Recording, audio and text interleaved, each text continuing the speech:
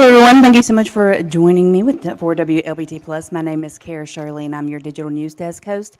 Here to go over some updates on some stories that we brought you yesterday. We do have also some new information on things that have happened today here in the area that we're going to give out to you and request your help on for Jackson Police Department, and some updates on several other things here in our area as well as around the country. We're going to be looking at the school shooting that happened in Georgia yesterday. We're going to be giving you an update on that.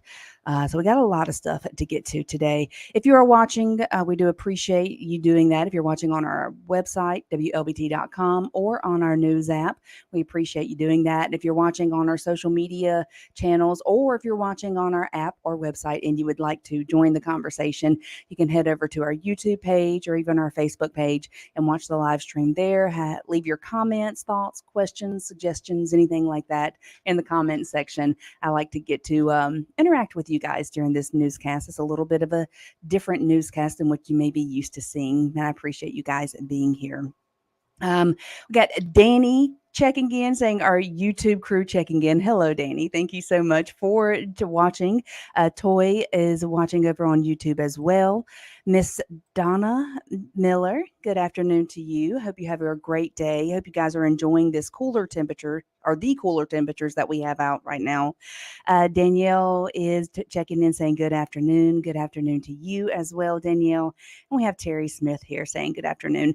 If all of you who have not commented, let me know where you are watching from. We get people from all over, and I literally mean all over. We've had some Jacksonians that were over in California watching WLBT Plus, as well as some people in Oregon, and then right here at home, Pearl, Jackson, Flowood, Ridgeland, all around. Brandon, don't forget about Brandon.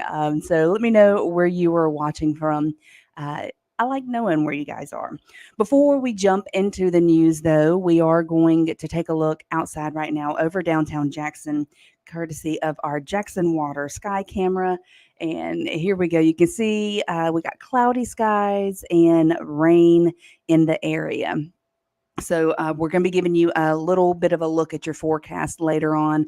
But don't forget to tune in today at 2:30 because every day, 10 and 2:30, we have a show where we're talking weather with our First Alert weather team. And they're going to be here at 2:30 again today, giving you an in-depth look at your forecast, what you can expect over the next few days, how much rain we're looking at getting, as well as taking a look at the tropics and see if we have anything heading our way. Hopefully we don't. I will give you a quick check of your forecast, though, in just a little bit.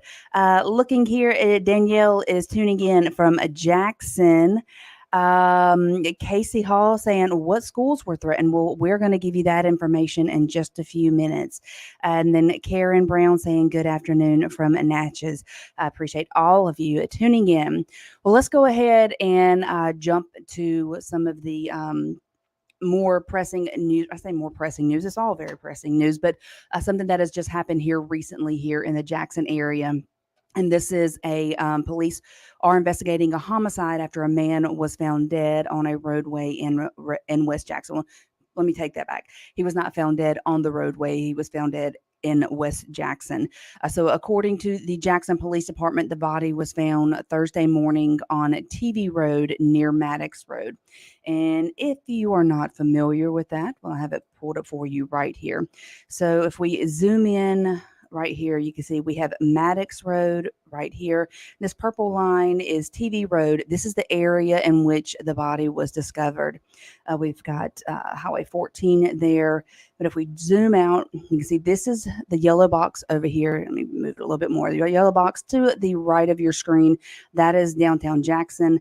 Over here, this little line to the left of your screen is where this happened. This was TV Road near Maddox Road. So at this time, the victim has not been identified. We also have not been given the cause of death or the motive.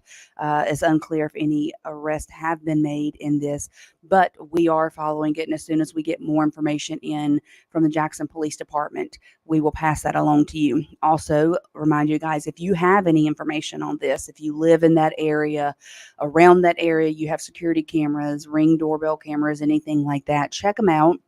If you see anything that may be of help or that is out of the ordinary, let the Jackson Police Department know about that. You can give them a call or you can contact Crime Stoppers and pass along that information as well. So, also here in Jackson, a murder that happened yesterday, a homicide that happened yesterday. Police are still looking for the man that they are saying is responsible for it. The individual, it happened on Carver Street, and a man by the name of Jerry Banks killed his mother, allegedly killed his mother. He's a suspect in this. So let me show you where this is as well, so you will be familiar with that. Here we go. So right here is where that happened. That is Carver Street right here. And if we zoom out and see, this is downtown Jackson. This is Carver Street right up here. So that's about where that homicide happened on yesterday. So JPD officers received a call about a argument that in the area around 11:30 on Wednesday morning. And they're saying when officers arrived at the home, they found 63-year-old Louise Bank Thorns dead inside the home. Detective Tommy Brown says that she died from blunt force trauma, and that was at the hands of her son, 42-year-old Jerry Banks. Detective Brown also says that the suspect tried harming other family members right after the altercation happened with his mother, but Banks did get away before officers arrived. Well, our hearts and prayers go out to this family. It's our understanding that many of the family members are here at this time, and some of them lived in the general area of the where the incident took place. We're going to be praying for them, and our hearts go out to them. If you have any information on where Jerry Banks is, this is him on your screen, Jerry Banks, age 42. If you have any information on where he is located, please contact Jackson Police Department, 601-960-1234, or Crime Stoppers, 601-355-TIPS. That is, again, 601-355-8477. That's Crime Stoppers. That's the Jackson Police Department. And if you have any information on the whereabouts of Jerry Banks, please give them a call. Also, if you like with before with any other crimes we tell you about, if you have security cameras, Ring doorbell cameras, anything there around your home, and you live in that area and you see something that may be of interest for the Jackson Police Department or is out of the ordinary, please let them know about that as well. Looking here at our comments, yeah, Sheila, good afternoon, Sheila. She say condolences to the Banks family. And yes, our hearts do go out to the Banks family. Tracy is saying this is ridiculous, praying for the family. And it is. Anytime someone loses their life in a fit of violence, it is a ridiculous situation. I do appreciate all of you guys tuning in. Now we're going to take you to the place of another homicide that happened, and it was Cedars of Lebanon homicide happened there. So Jackson police are trying to find out who is responsible for killing a person in this area yesterday, and I have this pulled up for you as well on the maps. Let me get it pulled up for you here. Here we go. So if we zoom in right here, you can see we have North State Street, and right here is Cedars of Lebanon Road. This happened around the 100 block there. So if I zoom out, it shows you this is downtown Jackson. Down here at the bottom of your screen, right up here is where the Cedars of Lebanon Road is. So detectives say that when they got to the location that I apologize. Hold on one second. I've got the wrong slide up. So let me take that away because I don't want to give you wrong information on this. So Jackson police are saying that when they got to the location, they found that the victim had been shot. He was pronounced dead at the scene. His name has not yet been released until his next of kin is notified. If you have any information on this, again, contact Jackson Police Department, 601-960-1234, or contact Crime Stoppers, that number 601-355-TIPS. So if you have any information on that, please let them know about that. Now we're going to Lawrence County, where officers say they found a body in a burned vehicle there. Um, Sheriff Ryan Everett says that the body was found Sunday afternoon. Property owner says that a family member located the car on his land, and the sheriff says that he notified state investigators about the discovery and they're hoping a DNA analysis can be used to help identify the body quickly. They're not releasing any additional details right now on who this is or anything additional about it. They are asking that if you do have any information, if you're aware of anything, live in that area, you've seen something that was out of the ordinary, please contact them and let them know about it. Again, that was in Lawrence County. Sheriff Ryan Everett says the body was found on Sunday afternoon. Looking here at our comments again, we have Matthew Martin says, takes a special evil to do that to your own flesh and blood. And he is speaking in reference to the son that is wanted in questioning for the murder of his mother. And I do agree with your thoughts there. Let's see. I am looking. I want to make sure that I don't put anything wrong up. So the suspect could be anywhere. This is Sheila Scott saying this. The suspect could be anywhere and look like anyone. They should release photos with eyes and facials seen, glasses. That is true. And when we get that information from the authorities, we will put that out. They may just not have turned it over to us yet, given that information to us yet. But as soon as we get that information and we add it to the story and we let you guys know about it, but we are watching it. Now we're going over to Warren County in the Vicksburg area, where authorities are investigating what they are calling a murder-suicide over there. So Sheriff Martin Pace says that a man and a woman were found shot to death behind a house on Warriors Trail. And the sheriff says that it appears that the man shot the woman multiple times and then shot himself. Investigators believe that they had been in an on and off again relationship over the years. Their names have not yet been released, but they are investigating it as a murder-suicide over there.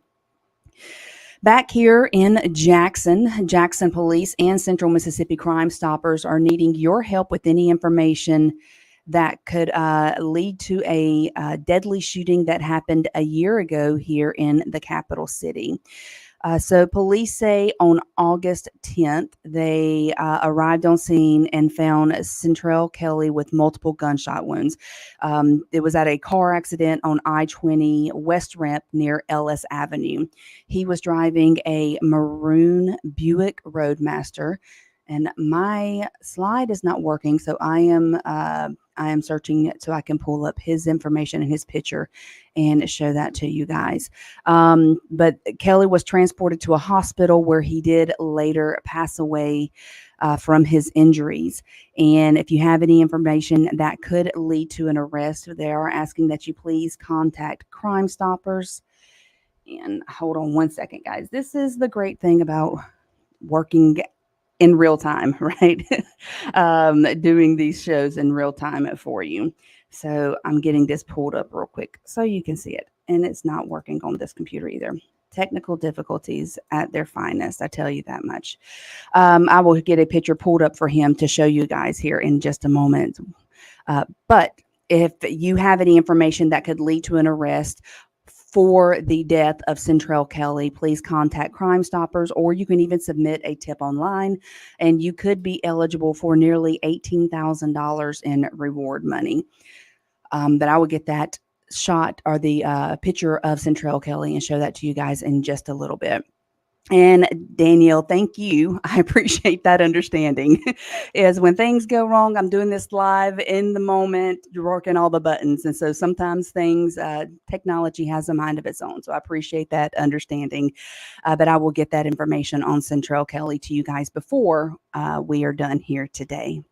Now let's take a look at Georgia, the school shooting that happened yesterday. I know as a mom with 2 kids in high school, it's a fear of mine. And it's so sad that it has to be a fear in the hearts of parents, and it's a fear in the hearts of the students too, could they go to school and something terrible and horrific like this happened here that happened in Georgia. So 4 people were killed yesterday at a school shooting in Georgia. Police say that 2 of those victims were 14 years old. 2 of them were students. 2 of them were teachers there. They were math teachers. The suspect is also a teenager, and he is 14 years old. He is now behind bars.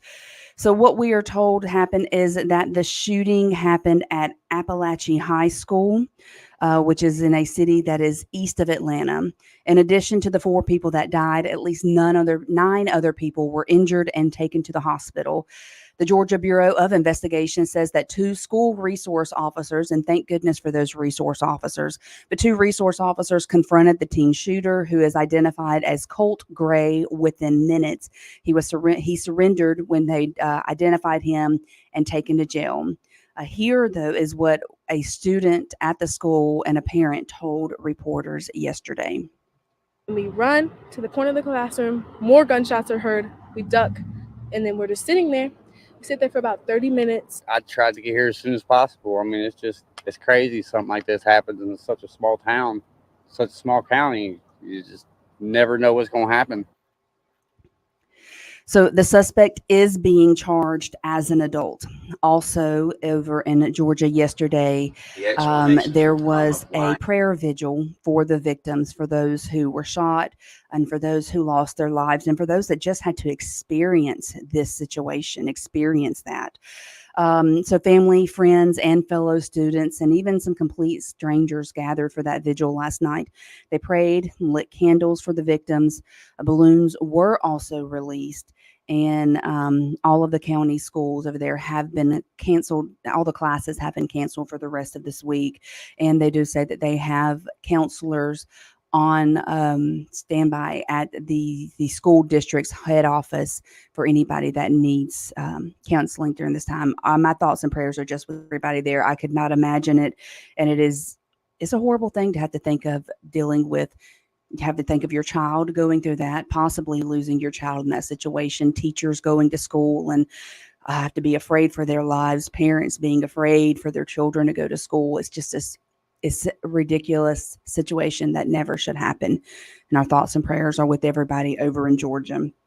In addition to that happening yesterday over in Georgia, the school shooting, then here in Mississippi, we had two schools here in Mississippi receive threats. One of those schools was over in Lauderdale County, which is where I'm from, a little close to home for me. So a former teacher over there is being charged. Federal authorities allege that the former teacher is accused of making terroristic threats and had explosive material in his home. So this is the individual here on your screen. His name is Daniel Johnson. He's 36 years old, and he was arrested in Lauderdale County. The U.S. Attorney's Office says that he made online threats over social media, including threats to kill named victims and commit other acts of violence using guns and explosives. Officers searched Johnson's home, and they found components of explosive devices or materials used for making explosives. He was a teacher at a school in Lauderdale County called Clarkdale. My niece goes there. So it very much hits home to me. Johnson is now facing a federal charge along with state charges. So kudos to Lauderdale County Sheriff's Department and the U.S. Attorney's Office for taking these threats seriously and taking him into custody. Then if we go down to the coast, a high school on the coast had to be placed on lockdown for what turned out to be a bogus threat. So a 16-year-old there on the coast, he was arrested for calling in threats against Harrison Central High School, which is just north of Gulfport. He's accused of making terroristic threats. Investigators say the same person is linked to a similar threat that was called into the school last week. This is still a safe community to live in. It really is. But parents need to have those hard talks with their kids. They need to have the hard talks with their kids. I don't think a lot of these young people realize just the outcome of something like this. I think that is very true what he said. Young people don't realize the outcome of a situation like that. And especially with what happened yesterday in Georgia. Anytime a threat is made against a school is something that you can never take lightly. But it was just one of those days. Uh, it it probably hit a little different because of what was happening in Georgia, but thankfully he has been arrested and is being dealt with. Looking here at our comments, Sheila is asking, how was he charged? Was he fired? Sheila, I don't believe that he was a teacher at the school, and you're speaking on the teacher that got arrested over in Lauderdale County, former teacher that got arrested over in Lauderdale County. I don't believe that he was a teacher at the time that the arrest happened or the threats were made. But we'll look into that, and I'll see if I can get that information for you. Toy saying, what is wrong with people? And it does make you wonder that when things like this happen. It's like, why? Why are you doing this? What is the point of it? There is no point. And looking here. Sheila said they were speaking widely on lockdown practices in the era of school now. Games and responsible for words is a lesson that needs to be learned. Also, yeah, people need to learn you can't just say anything. Even Sheriff Ward Calhoun of the Lauderdale County Sheriff's Department, he said in talking about the threats that this teacher made online, or former teacher made online, he said, you can't just make threats. You can't say things, even though it's on social media. You can't just say the stuff and expect to not be held accountable for your words. And he said it's no different than being able or not being able to go into, say, the middle of a busy restaurant or a movie theater and yell fire or something like that. You can't, because it causes it incites panic and fear, and you can't do that. You cannot do that. People do need to learn to be accountable for things that say you can't make threats against students and against schools and not expect something to come of it. So a lot of stuff happening around the county, a lot of stuff happening here in Jackson. And we still got more, but before we jump into more news, why don't we take a look at our forecast? Let's see what we're looking at right now as far as our temperatures out there. And you can see it's a far cry from last week. We're looking at 78 in Lexington, 78 in Macomb. Hazelhurst is also in the mid 70s. And I haven't been outside in a while, but I am looking forward to getting out there, even if there is going to be some rain. I'm okay with that.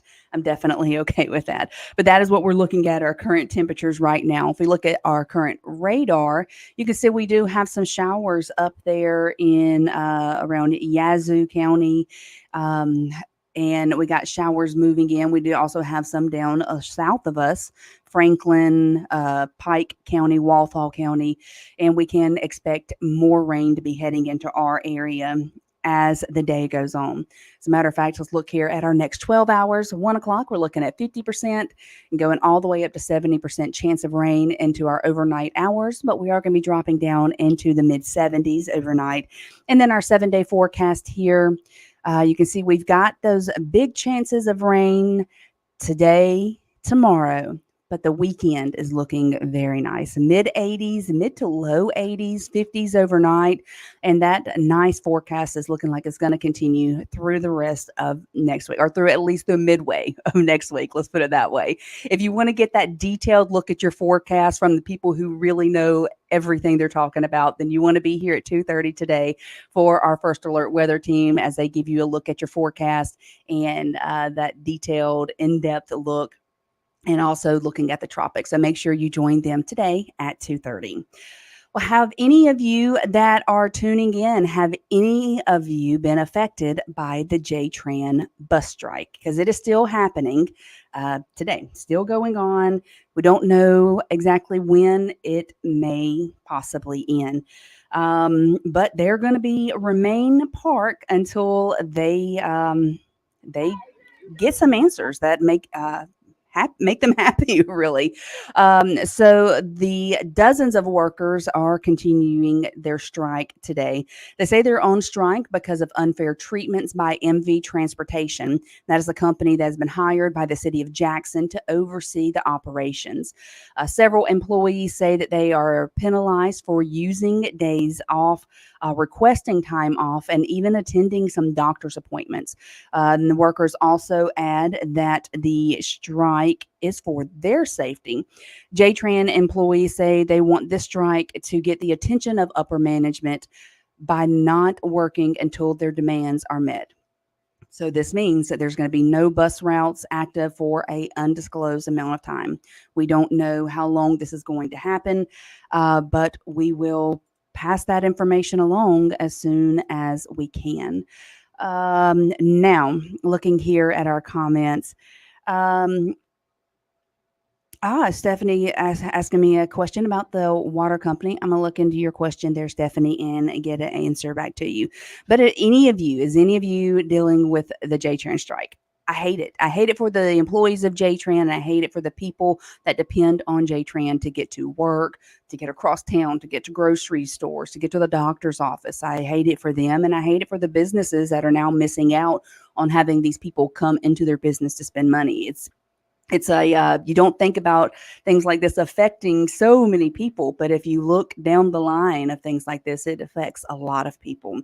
So MV Transportation did put out a statement on this, and their statement says not only did they call the strike unnecessary and counterproductive, but they issued a statement saying, in part, our highest priority is the safety of our passengers, our employees, and our fellow Jackson citizens, and the standards that provide this safety must take priority over the job of anyone who violates those safety standards. City of Jackson also issued a statement saying, in part, the city is fully aware of the significant impact that this has on our community. We are encouraging both sides to return to the table and uphold their responsibilities to the residents who depend on them.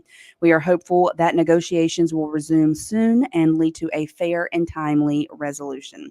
I believe that is a good statement. We are hoping this leads to a fair and timely resolution for everybody involved. Okay, so now I've got the picture that I wanted to show you guys of Central Kelly. And Central Kelly, if you don't remember, I told you earlier, he is the individual that Jackson police are asking for help on in his murder. So here he is, and I apologize if this is a very small picture. That's what I was able to pull up quickly for y'all. So Central Kelly was on August 10th of 2023, officers responded to a report of a car accident on I-20 ramp near Ellis Avenue. They found Central Kelly there with multiple gunshot wounds. He was driving a maroon Buick Roadmaster, and he was transported to a hospital where he later died. If you do have any information that could lead to the arrest of who is responsible for his death, contact Crime Stoppers. You can also submit a tip online, and you could be eligible for up to $18,000 in reward money. But that is Central right there on your screen. Now coming back, looking, where was I? Here we go. So we had talking about JTRAN and their strike. Now, Sheila, thank you so much. Appreciate that. Let's see. Looking here at Danny saying, seems like another excuse to not fund vital infrastructure. Danny tuning in on YouTube. Speaking of the JTRAN spike there. And that is a very good point. That is a very good point. Let's see. Toy is saying, don't we have money from the federal government that they sent to every state? Why isn't the governor using that money to fix the state or whoever else is in charge of us in the SIP? That is a very good question. Speaking of money, Jackson's council members are still in budget deliberations until tomorrow. The council members, they posed several questions on Wednesday as they try to vote on the city's new budget by the end of the week. So, council members discussed raises for the fire departments and recruiting more code enforcement officers. Councilman Aaron Banks suggested the money come from a fund listed as miscellaneous. The city's deputy director of administration informed him that the money listed as miscellaneous, is for debt services. And council members quickly became frustrated, feeling that that information was being hidden. And some members say they can't move forward without correct information regarding the money the city has and where it's used. You know what's possible and just totally ridiculous. So please help us with this. Don't allow us to have to make these decisions just willy-nilly. Why is it called miscellaneous? Why then say debt service? This is the kind of stuff I'm talking about. That is the Why is it category hidden? your Say debt service. It's a good point. Why does it say miscellaneous? Why can't it just say debt services? It's a very good point there. So council members are planning to vote on the budget on Friday, and we are following that, and we will update you guys with all their votes and their determinations and everything that they decide on.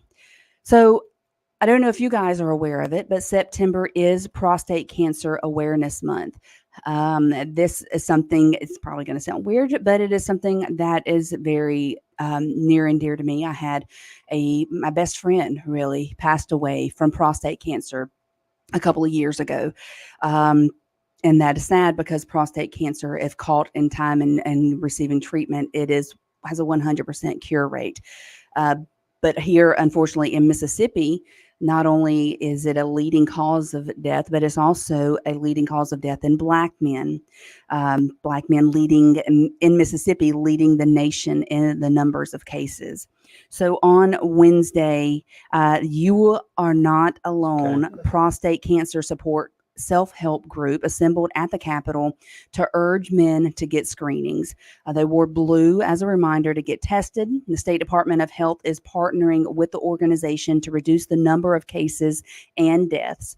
Medical professionals say prostate cancer has a 100% survival rate. That is the main thing you need to hear, that 100% survival rate if it's detected during its first stages.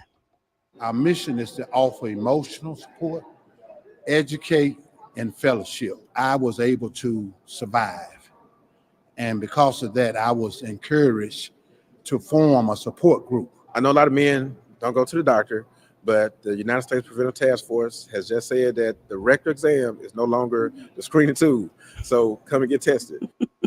I like his point there. They say that the rectal exam is no longer a screening tool, and that can be a reason that so many men do not go get tested because of the way these screenings had to be done in the past. But it is now just literally as simple as a blood test. They can check for your PSA levels, and this is simply a blood test. That is all it is. And it can be cured. 100% survival rate if it's detected early and treated early. You don't have to die from this. Men in their country and in our state do not have to die from prostate cancer. So Prostate Cancer Awareness Day in the park is that's something that they are going to be putting on to help support men and let men know that they are not alone in this, that they can survive this. It's going to be held at LaFleur's Bluff State Park on Saturday, September 21st at 9 a.m. So if you know of anyone that is struggling with prostate cancer or has survived it, or you have a loved one that you have lost from prostate cancer, it's a great time to go out and show your support for those that are dealing with it as well. Let them know that you can survive it and you're not alone in this. So, Rena Major is saying here, my dad is a survivor. Congratulations. That is awesome. I'm very happy for you in that. They would put people's lives over making money. Are they trying to find a cure for any form of cancer? Also a breast cancer survivor. Thank you for sharing that. And we were both diagnosed in stage 1. Early detection is the key, and it's literally as simple as a blood test. Congratulations to you and your father for surviving and beating cancer. I think that is awesome. I love that. When let's talk about something that is happening here in Jackson, something that we've reported on first back in June. We told you about overgrown weeds and uncut grass at the Cedar Lawn Cemetery in West Jackson. Well, the city of Jackson hired 2 companies to come in and improve the upkeep of the cemetery. But crews with Red Lawn and PTD Logistics have been cutting the grass for more than 2 months now. And although some residents are appreciative of the job the workers are doing, they're still having a hard time getting to their loved one's gravesite due to the overgrown weeds. My mom is back over there on the other side of that tree. And I can probably get to her, but I have to cut my way to it. 2 months ago, they were here and they were cutting the exact spot.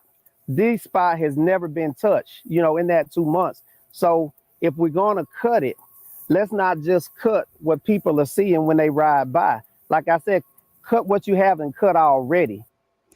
So the city is paying the companies just under $80,000 a month. And the contracts expire at the end of this month. There's still no word on how long it will take to cut the entire cemetery. But the owner of PDT Logistics did say, we are currently working with the city and following its guidelines and directions for lawn care and maintenance for multiple sites. Hopefully they can get this cemetery taken care of, get it completely cut, and people can go and visit their loved ones' grave sites. I have a family member that was buried at a grave site that the cemetery was not being taken care of, and so I can understand the frustration with that. Hopefully, though, this is something that will be getting taken care of quickly. That is going to be the end of WLBT Plus today. Make sure you're here at 2:30 for our First Alert Weather Team so that you can get a full look at your forecast and looking at the tropics, everything. Download the First Alert Weather app so that you can get up-to-date notifications and, if there's any warnings or watches out, you'll get those too from pinpointing your location with our First Alert Weather app. Also, make sure you download the WLBT News app. That way you can get notifications on breaking news as it comes into us, and we let you guys know about it. I'll be back tomorrow at 1. I hope you all have a great day. If you encounter any rain on the roadways, stay safe. Use your blinker, or not your blinker. Use your blinkers if you need to use your blinkers, but use your windshield wiper. Stay off your phone and be safe, and be back with me tomorrow at 1 o'clock. I hope you guys have a great day. Bye.